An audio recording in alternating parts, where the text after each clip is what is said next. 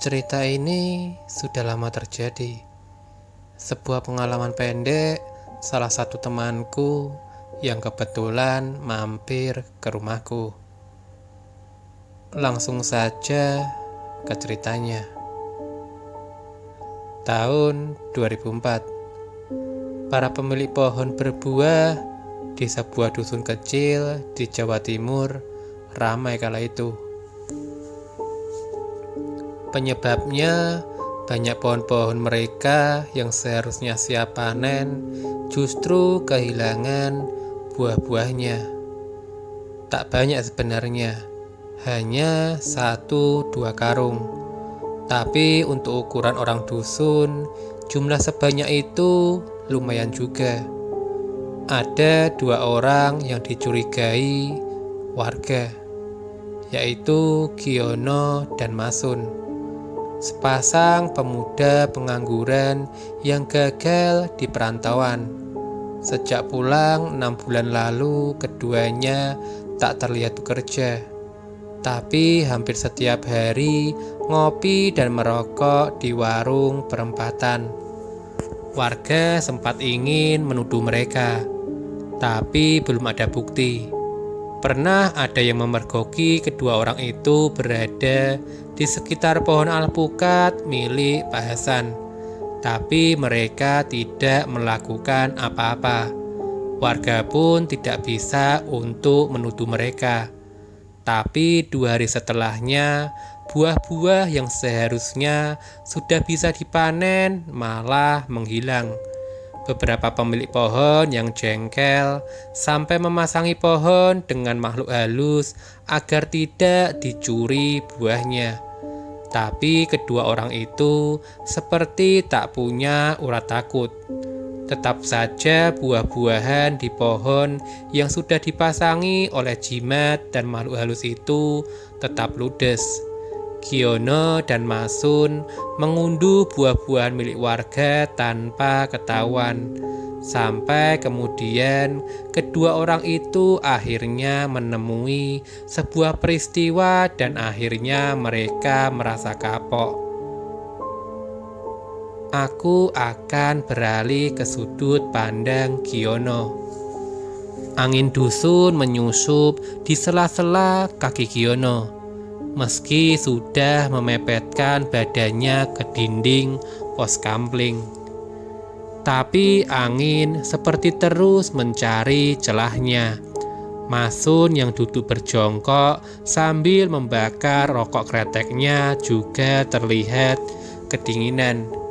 Buntalan sarung akhirnya didekapnya. "Sun, udah waktunya kerja ini," kata Giono sambil menyenggol si Masun. Akhirnya si Masun pun melirik. "Ya ayo, tapi aku masih ingat kejadian kemarin. Serem yo." Giono lalu mengingat kejadian sehari sebelumnya. Waktu itu malam belum terlalu larut. Orang-orang yang sholat isya berjamaah di masjid baru saja membubarkan diri masing-masing. Agar tak mencurigakan, Giono bersama Masun sengaja membaur dengan para jamaah di malam itu.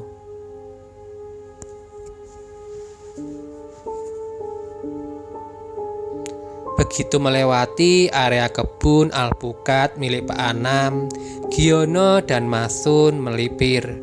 Rombongan warga tidak menyadari jika 2 orang pemuda itu memisahkan diri. Giono dan Masun melompati pagar bambu kebun dan langsung menuju pohon yang paling besar. Sudah 3 hari ini mereka mengamati pohon itu. Tak menunggu lama, Giono langsung memanjat pohon yang tingginya sekitar 6 meter. Masun bersiap di bawah dengan membuka sarung yang dibawanya. Perlahan 1 persatu buah pun jatuh. Masun menggerayang mencari kemana buah-buahan itu menggelinding. Daerah di sekitar kebun alpukat benar-benar gelap. Mereka berdua hanya mengandalkan penerangan dari bulan yang tampak remang-remang. Masun berhasil mengumpulkan 22 butir buah alpukat. Dia lalu berbisik ke Giono agar segera turun. Alpukat milik Pak Anam memang istimewa. Ukurannya besar-besar. Hanya 22 butir saja ukurannya sudah hampir 1 karung penuh. Oke Sun, Giono menyahut dari atas. Lalu terdengar suara orang jatuh. Gedebuk! Giono melompat dari atas. Dibersihkannya sisa-sisa daun yang melekat di badannya. Saat akan menghampiri Masun, Giono dikejutkan dengan suara gedebuk yang kedua. Masun yang ada di depan Giono ikut kaget. Mereka khawatir ada orang lain yang tadi bersembunyi di atas pohon. Tangan Masun lalu meraba sakunya untuk mengeluarkan sebuah senter kecil. Giono berpindah ke belakang Masun, khawatir kalau yang jatuh adalah sang pemilik pohon. Lampu senter Masun diarahkan ke sekeliling pohon, sampai akhirnya menyorot ke balik pohon alpukat. Ada sesosok dengan sarung berwarna hijau lumut membelakangi mereka berdua. Jantung Masun sudah berdetak cepat, mengira pemilik pohon menjebak mereka. Begitu lampu mengarah ke bagian kepala sosok itu, tiba-tiba dia menoleh. Wajah orang itu dipenuhi dengan bulu, seperti wajah seorang siamang. Giginya semuanya berbentuk siung, berwarna putih besar seukuran jempol kaki. Tanpa komando, Giono langsung berlari ke arah belakang. Masun menyusul dengan terpontal-pontal. Esoknya, selepas subuh, Giono dan Masun buru-buru kembali ke tempat itu untuk mengambil senter dan sarung yang ketinggalan saat mereka lari tadi malam. Tentunya sekalian dengan beberapa butir alpukat. Masih ingat kan kamu? Kata Masun menyenggol Giono. Kali ini Giono mengangguk dan begitu ngeri mengingat sosok yang meringis kepada mereka di malam itu.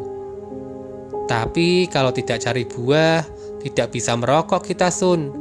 Giono kembali mengompori kawannya itu. Masun menyedot lagi rokok kreteknya. Dilihatnya bungkus rokok yang isinya tinggal 1. Akhirnya runtuhlah juga iman Masun. Ya udah, ayo, sasarannya di mana tapi no? Kalau Pak Anam, aku nggak mau. Giono tersenyum mendengar jawaban Masun.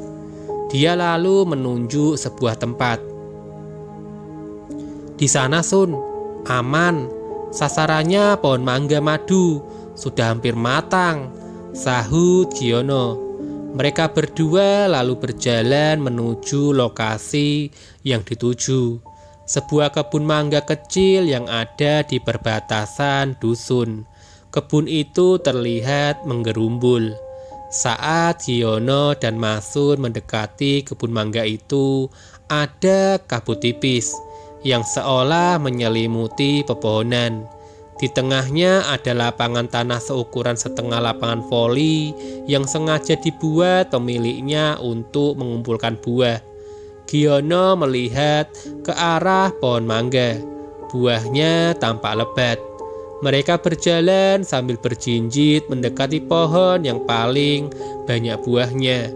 Kebetulan pohon-pohon mangganya tak terlalu tinggi. Jadi dengan mudah tangan Masun dapat mencabuti buah mangga itu. Di sampingnya Giono juga tak mau kalah. Sarungnya sudah berubah menjadi gendongan keranjang buah. Masun masih bersemangat memilih buah sampai tiba-tiba sebuah tangan menepuk pundaknya. Masun pun menoleh. Seorang pria muda dengan rambut gondrong bertelanjang dada berdiri di belakangnya. Masun pun kaget, tapi merasa tidak takut. "Ayo main bola mas," ajak pria itu. Masun menoleh ke arah Giono.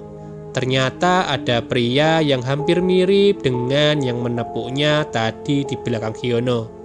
Pria itu membawa bola di tangannya. Seperti dihipnotis, Masun menuruti pria yang tidak dikenalnya itu. Mereka bermain bola bersama belasan pria lainnya. Giono dan Masun seperti lupa waktu. Entah berapa jam dan berapa ratus gol yang mereka ciptakan. Keduanya terus asik bermain bola. Lama-lama Giono mulai merasakan lelah yang luar biasa. Tapi pria-pria gondrong yang bermain bola seperti tidak mempunyai rasa capek. Giono berjalan ke pinggir lapangan, ingin beristirahat. Tapi belum sampai pinggiran, seorang pemuda gondrong menariknya ke tengah lapangan. "Aku berhenti dulu ya mas, capek nih," kata Giono kepada pria itu. Wajah pria gondrong yang awalnya tersenyum tiba-tiba berubah. Matanya melotot marah ke arah Giono, lalu menariknya dengan kasar menuju ke tengah lapangan. Akhirnya Giono kembali bermain bola. Diliriknya Masun yang ternyata juga tampak kelelahan, tapi tak bisa berhenti untuk bermain bola. Kakinya terus menendang bola meskipun tak bisa berlari. Rasa capek luar biasa kembali menjalar. Tapi orang-orang berambut gondrong itu seperti tidak mau melepaskan mereka berdua. Ketika Giono hendak duduk di tengah lapangan karena tak kuat untuk menahan lelah, seorang pria gondrong kembali menariknya untuk berdiri.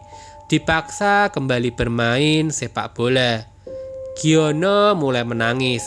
Tubuhnya seperti tak kuat untuk menahan rasa capek, tapi tidak bisa melawan kehendak pria-pria gondrong itu. Masun juga terlihat sama. Bajunya sampai basah kuyup karena berkeringat. Disitulah Giono baru mulai menyebut nama Allah. Dia takut setengah mati. Orang-orang gondrong itu seperti tak peduli dengan kondisi Giono dan Masun. Mereka terus memaksa keduanya untuk bermain bola. Hingga kemudian Giono yang sudah tidak kuat lagi mendengar namanya dipanggil-panggil. "No, Giono," ucap suara itu. Giono yang dipanggil menoleh ke kanan dan ke kiri. Giono baru sadar jika pohon-pohon mangga yang tadi berada di sekeliling lapangan sudah tidak ada. Diganti tiang-tiang berwarna putih yang rapat berjajar mengelilingi lapangan. "No, Giono, kesini no," suara itu kembali terdengar. Sambil menendang bola, mata Giono mencari sumber suara. Ternyata di ujung lapangan ada Haji Jakfar dan Pak Salim.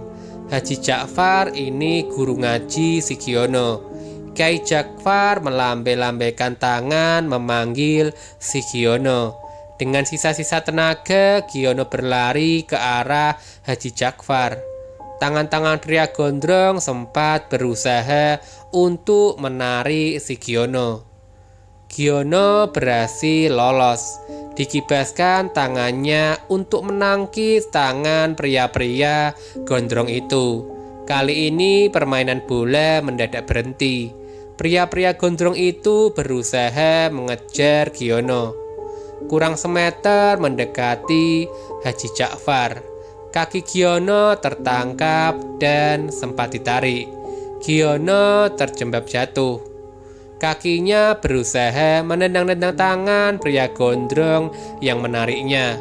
Lalu dengan cepat Giono merayap menarik sarung Pak Haji. Begitu tangannya menyentuh sarung, jari-jari tangan pria gondrong langsung melepasnya. Nafas Giono naik turun, menahan rasa lelah yang luar biasa. Dia lalu berdiri dibantu oleh Pak Salim dan Haji Ja'far. Makanya sudah dibilang jangan mencuri kok terus mencuri, kata Haji Ja'far setelah dirinya bisa berdiri. Giono hanya bisa meringis. Sekarang bagaimana caranya temanmu kamu bawa ke sini? Kata Haji Ja'far lagi. Giono lalu menoleh ke arah lapangan. Nafasnya seakan berhenti sesaat. Dilihatnya orang-orang gondrong itu bukan lagi manusia, tapi makhluk dengan tubuh kurus tinggi berwarna putih pucat dengan kepala luncup. Bola yang dia tendang untuk bermain berubah menjadi banaspati yang menyala-nyala, dan Masun ada di tengah-tengah mereka. Dengan wajah layu, Giono menarik kaki Masun dari pinggiran lapangan.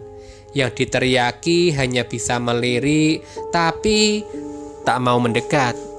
Terpaksa Giono berjalan mendekati Masun. Haji Ja'far dan Pak Salim hanya melihat dari pinggir lapangan. Dengan tenaga seadanya, Giono berusaha mendekati Masun. Tapi belasan makhluk-makhluk jangkung itu seperti tak ingin melepas Masun. Nyali Giono ciut, tapi dia tidak tega temannya bernasib seperti itu. Masun sudah lemas di tengah lapangan.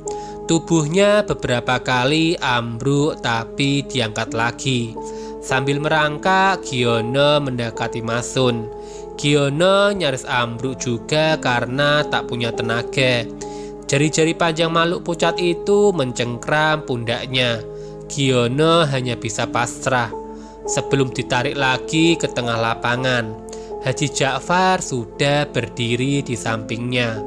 Tangannya mendorong makhluk-makhluk pucat bertubuh jangkung itu, lalu meranik Masun dan menyeretnya bersama Giono.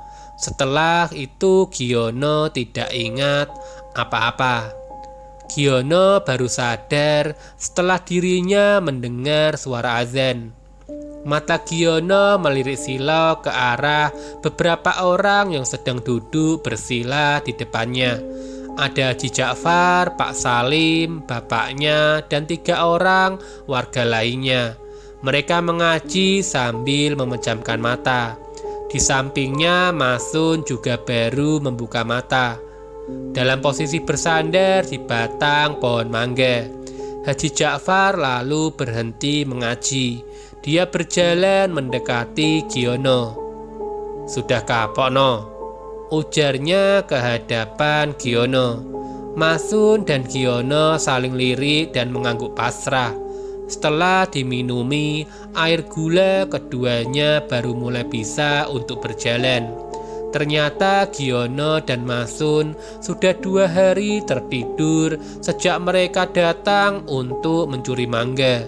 Seorang warga yang pada siang harinya tak sengaja lewat kebun mangga melihat keduanya tertidur di bawah pohon. Tapi berulang kali diguncang tetap tidak bangun. Warga itu akhirnya melapor ke Haji Ja'far. Setelah dilapori, Haji Ja'far pun sempat melihat kondisi 2 orang itu. Lalu Haji Ja'far meminta agar warga itu tidak lapor ke orang lain. Ternyata Haji Ja'far mencari pemilik pohon-pohon mangga itu. Pemiliknya tak lain dan tak bukan adalah Pak Salim. Haji Ja'far harus menunggu sampai esok harinya, karena ternyata Pak Salim sedang pergi keluar kota. Haji Ja'far lalu mencari orang tua Giono dan Masun, lalu mengajak mereka untuk mengaji bersama di depan Giono dan Masun yang terlihat tidur di batang pohon mangga. "Iya Pak Haji, saya kapok," Kata Masun menutup cerita ini. Salam ketakutan.